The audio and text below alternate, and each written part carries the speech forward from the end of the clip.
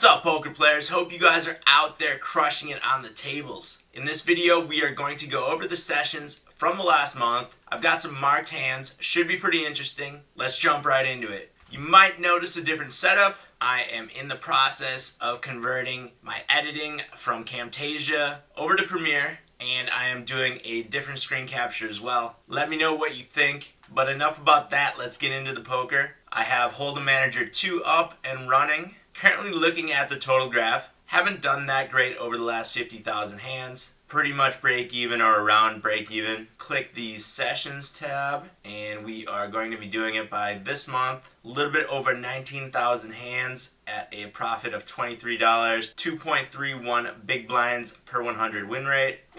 It's decent, it's not great. That's not great either, but better than losing, right? We're gonna select all, and I have the marked hands checked, and we have 4 hands that we're going to take a look at. The first hand is at a 25 NL table. We have pocket jacks playing from the small blind. Folds around to us, and we make it 4x from the small blind into the big blind. Big blind completes, and we go heads up to a flop. $2 in the pot pre-flop, and the flop is 8 high 2 tone. We have jacks over the board, but a pretty dry board for our opponent's calling range. So we check, and our opponent checks back. Another 4 comes on the turn. This time we bet $1.25, about 2/3 pot, and our opponent makes a call. 5 diamonds comes on the river, completing the diamond flush draw. We do have the jack of diamond as a blocker, and we continue betting, bet half pot on the river, and we get a $5 raise by our opponent. We can pretty much eliminate a flush from our opponent's range. They probably would have bet the flop. Just looking at this number right here, this is the river raise win percentage, and that is a 0.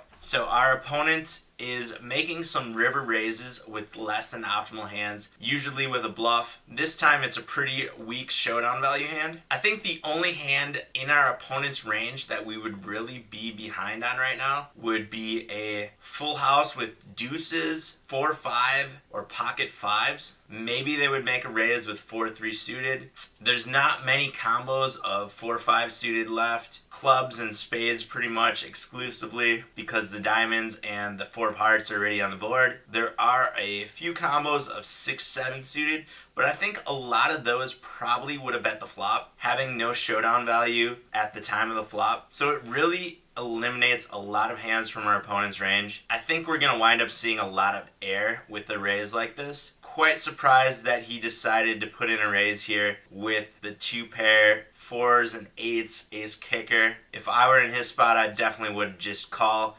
and get the showdown for as cheap as possible with that hand. But this number definitely makes our decision pretty easy with the jacks. So I do make a quick call here, and we wind up taking down this pot of 1805. The next hand we are going to take a look at is also at the 25 NL table. We have King Jack offsuit playing from the hijack seat. 7 players being dealt into this hand. Folds around to us, and we open 2-3x. We get a call from the cutoff, and the big blind also completes. We go to a 3-way flop, 235 in the pot pre-flop. Flop is pretty amazing for our King Jack. Big blind checks. We also check. There's not much we can really do with this flop. We're going to fold out a ton of hands except for low pocket pairs. The cutoff does bet though, $1.25. Big blind folds, and we of course are going to be calling here. The turn is the 5 of diamonds. We check once again, let our opponent continue betting, but he does slow down this time and checks back. 4 of clubs comes on the river. I think this is a pretty good spot to bet for value. I think we will get called by a lot of those low pocket pairs that would just flat pre-flop. There might be like a queen jack, maybe a jack 10 in our opponent's range pre-flop, but I think we can pretty much eliminate those with the check back on the turn. The pocket 4s would be the only hand that improves on the river that I could see playing it this way. But I elect to check, and I don't really agree with that, especially looking at our opponent's numbers. Only 17% bet percentage on the river and a 33% fold percentage, which is very... Our opponent is calling down a lot of hands and isn't showing down very well, so I think this is a good spot to bet. But I do check, and our opponent puts in a bet of $3.45, and I don't think we should really ever be folding this hand, but raising probably isn't a very good option either. If we do raise here, we're probably only going to get called by hands that beat us, maybe some backdoor straights like an ace-3 suited, or the pocket fours that hit a full house on the river. So I elect to just call here. Somehow we escaped this one and only lost the minimum. We could have put a bet in on the river, maybe a half pot size bet, and got out of it a little bit cheaper, but this really isn't too bad. Definitely some interesting play here from both ourself and our opponent, but not terribly upset with the result of this hand only losing a few dollars. Next hand we're taking a look at is also at the 25 NL table, and once again 7 players being dealt into this one. We have ace jack of clubs playing from the big blind, folds around to the button who min opens. Radiant on the button is opening 37% from the button and folding a very small 14% to re-steals. And because of that number, I elect to just call and see a flop. Flop is ace high rainbow. Pretty good flop for our hand. Radiant checks back, and now I think we can bet for some value. I put in a bet of 75 cents, a little bit less than 3/4 pot, and now Radiant puts in a large 3 bets. Much like that hand before, our opponent has a 0% won at showdown when 3 betting on the turn. And it's over a pretty large sample size of 2.2 thousand hands. Not a good number to have there. Pretty much a dead giveaway that our opponent does this a ton with air. Way too many bluffs in our opponent's range. Hands that got there, like 6-7 suited, probably isn't in our opponent's 3-bet range since he's doing this with hands that don't show down very well. I don't think 2-3 suited is going to be in our opponent's opening range from the button. So again, I think this is a pretty easy call with the ace jack. Our opponent shouldn't be doing this with any value hands. So I do make a call and we go to a river, which is the 6 of hearts. When making that turn call, we are pretty much committing ourselves to this pot. So I check with the intention of check calling any river bet, and our opponent elects to check back with their now slight showdown value hand with a pair of 6s, but it's not good enough. We take this one down with top pair jack kicker. So from our opponent's perspective, they should definitely be 3-betting more with value hands on the turn instead of just bluffs. Not a very balanced range from our opponent's 3-bet on turn. That was a somewhat interesting spot and would be a tougher one against some other different opponents like this.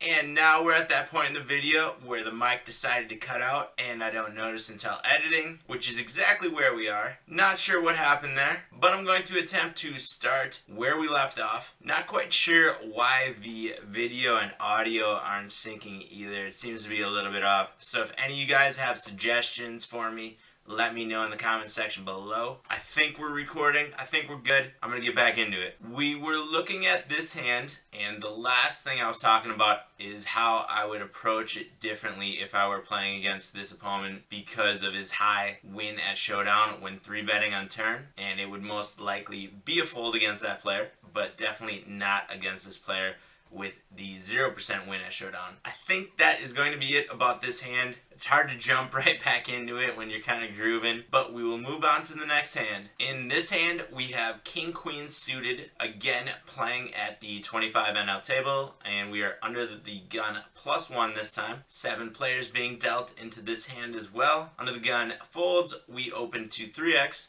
We get a call from the cutoff, the button also calls, and we go to a three-way flop, $2.60 in the pot pre-flop. Flop is queen high, 2-tone, 2 diamonds on the board. We flop top pair king kicker, a solid hand, but decide to check, playing this one out of position. Cutoff checks, and the button puts in a very large, about pot sized bet. Our opponent plays very tight, only betting 12% of flops. That number right there doesn't leave much for thin value or semi-bluffs in this spot. Some of the semi-bluff type hands that could be in our opponent's range would be something like ace jack diamonds, ace queen diamonds, king queen diamonds, and there's going to be the big hands like a set of 3s, possibly a set of 10s, since our opponent is only 3-betting 2.9% pre-flop. The ace queen and diamonds could fall in that range.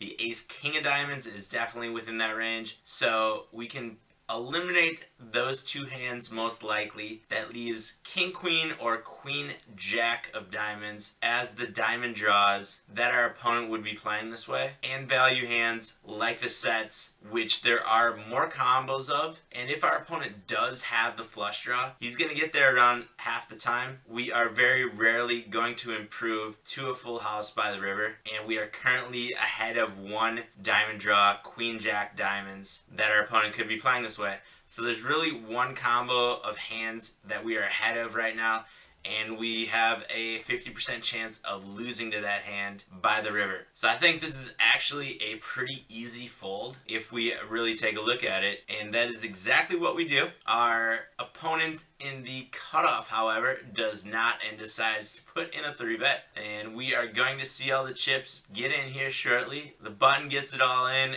and I'm sure the cutoff is going to call. Yes, they do, and they see the unfortunate news. It is a set of threes. 6 of clubs locks it up for the button, taking down this pot of 38-28. This was definitely an interesting one, and this is one of those where having the HUD pays off without a doubt. Against most players, we're most likely going to be calling there, but the HUD really narrows down our opponent's range, and we can easily fold top pair king kicker to this exact opponent in this exact position, and we only lose 3 big blinds, 75 cents, when we very could have easily lost our entire stack on this one. No doubt an interesting hand, and I see why I marked it. Going to try to get back into a regular routine of producing poker videos for you guys. Going to be doing some more live streaming as well. Hopefully we aren't having these technical issues, but if we do, we're going to work through it. No big deal. Make sure you guys hit that subscribe button so you don't miss out on any of the future videos. Turn your notifications on so you will get notified when new videos go up or when I go live streaming, which I'm going to be doing more of. I might actually jump into a live stream this evening. I'm going to open up America's Card Room when I'm finished and see what kind of tourneys are going on. Maybe get a little tourney stream going. Could be fun. So if you guys are checking this video out as soon as it is posted, I might already be live. All the important links are going to be down in the video description, including America's Card Room, where I do all of my poker playing, and Hold'em Manager, which is what we are using to review our sessions on today, and what I use for my heads-up display while playing on the tables. If you guys have any comments or questions, leave those in the comment section below. If you have any advice for me on the syncing issue with the video,